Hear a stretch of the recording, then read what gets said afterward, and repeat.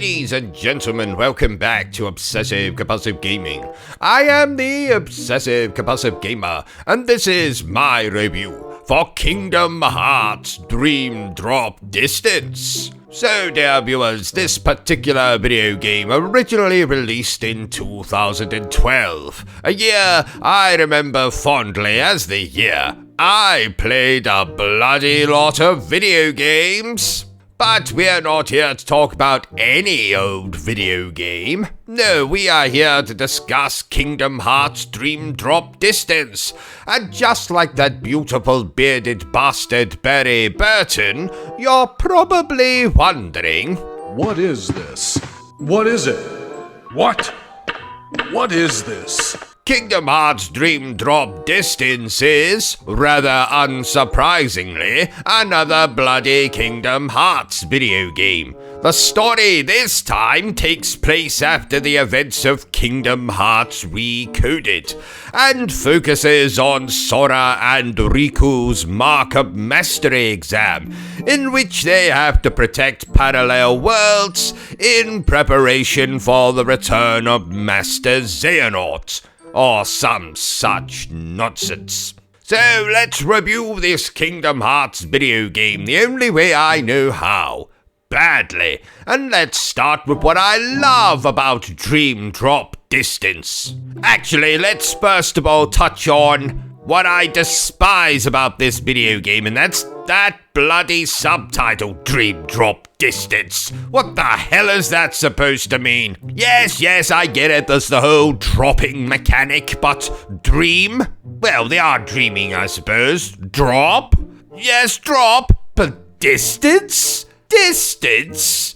Could you not come up with another letter D word like dream drop delinquent? Or dream drop degenerate? See, I've just come up with two. Anyway, back to what I love about Kingdom Hearts DDD. Sounds like I'm about to start complimenting Kingdom Hearts on the size of its breasts, but never mind. The first thing I absolutely adore about this video game is some of the Disney worlds that we get to go to here. Hunchback of Notre Dame, The Three Musketeers, Fantasia finally. I tell you, dear viewers, it's such a relief to not have to go through bloody Olympus Coliseum or Agrabah for the 1117th bloody time. And these new worlds are simply magnificent, capturing everything I love about those three particular Disney properties. Be it the characters of Quasimodo, Phoebus, Esmeralda, and of course Frollo. Be it the lovely camaraderie with musketeer versions of Mickey, Donald, and Goofy. Be it finally seeing Mickey in that rather very cute Fantasia Sorceress Apprentice garb. I love going through the worlds in this game. Mostly because, like I've already hinted, these worlds were used for the very first time in this game. And it's always refreshing getting to explore a brand new, spit shine clean Kingdom Hearts Disney world. Another thing I love about this game is the enhancements that have been made to the basic gameplay. Yes, this is still pretty much the hack and slash, cast magic, block, roll out of the way gameplay of the other Kingdom Hearts entries, but this time, you're able to recruit creatures known as Dream Eaters, and these Dream Eaters will assist you in fights.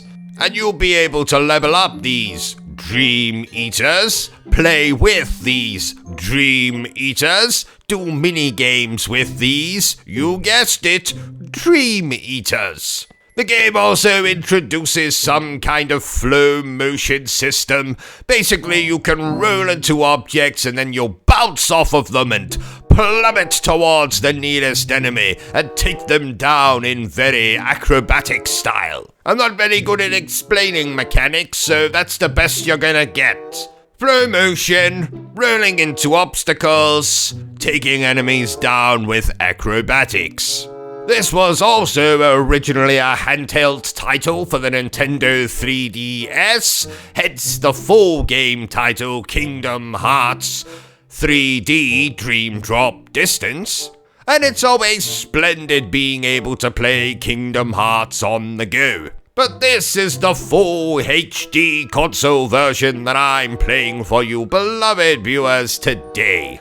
What I also love about this game is how its story brings us ever so slightly closer towards Kingdom Hearts 3.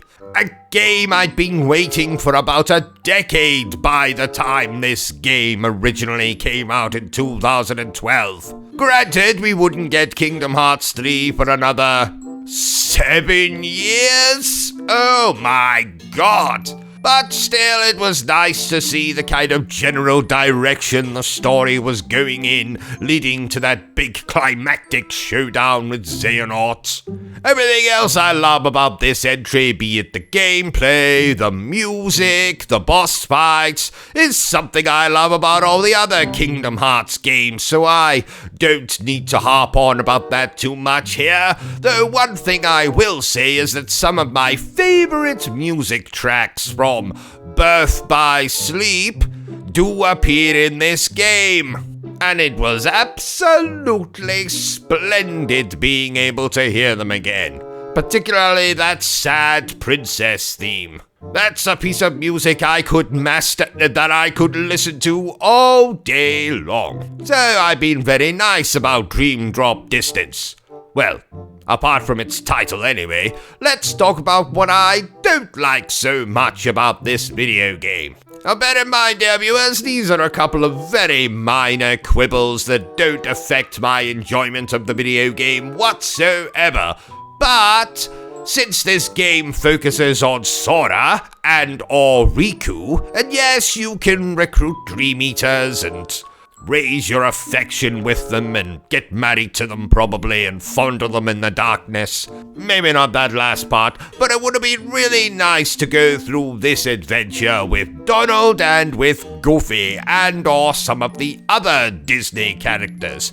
So I did miss that in this game. Most of the story, especially the time travel thing with Xehanort going back through time and trying to assemble 13 bodies so he can put a bit of himself into each of them, is, as per Kingdom Hearts usual, complete and utter nonsense. And if you're able to follow most of it, then you're doing a better job than me, dear viewers. And the final little tiny niggle I'll have here is it would be really nice to have boss fights against Disney villains again. I am absolutely sick and tired of fighting all these multicolored versions of the Heartless and the Nobodies and fighting Ansem for the 110th time and fighting Xemnas again. I really miss the original Kingdom Hearts when the Disney villains were front and center and you would get to actually fight against them. You know, like Jafar or Genie Jafar, Clayton, Ursula. Though this game does start with a tutorial in which you do fight Ursula, that's a tutorial, not a boss fight. I like my Disney villains. I like my Disney films a bit too much, so it sucks that most of the boss fights in this game are either against enemies we have fought before, like Ansem, like I said, or multicolored, different size versions of bloody Heartless. But apart from that, Kingdom Hearts Dream Drop Distance is another very splendid entry in the Kingdom Hearts franchise. Therefore, I declare that Kingdom Hearts Dream Drop Distance is splendid. So there you have it, ladies and gentlemen, my review for Kingdom Hearts Triple D. If you enjoyed this little review of mine, don't forget to give me a thumbs up. If you haven't enjoyed it, well then feel free to give me a thumbs down. But please remember the single most important thing I always tell you, dear viewer, and that is to always stay obsessed with gaming. Are you still here? Oh, you must have really enjoyed this video then. In that case, you had better subscribe to the channel and check out our other content. Otherwise, you're a booby pants, and no one wants to be a booby pants.